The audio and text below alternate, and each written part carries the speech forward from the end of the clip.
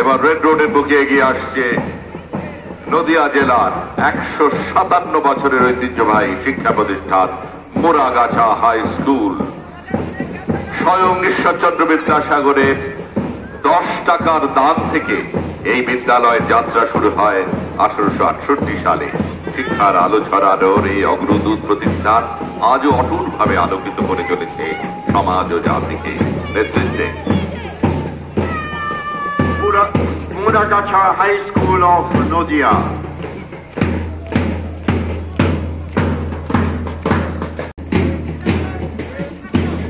এবার স্কুলের ছাত্রছাত্রীদের সাংস্কৃতিক নিবেদন।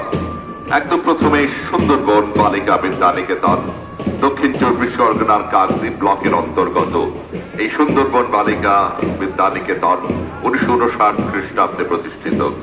সে অঞ্চলের প্রথম নারী শিক্ষাঙ্গন রূপে বিদ্যালয়ের জন্মলগ্ন থেকে দীর্ঘ পথ অতিক্রম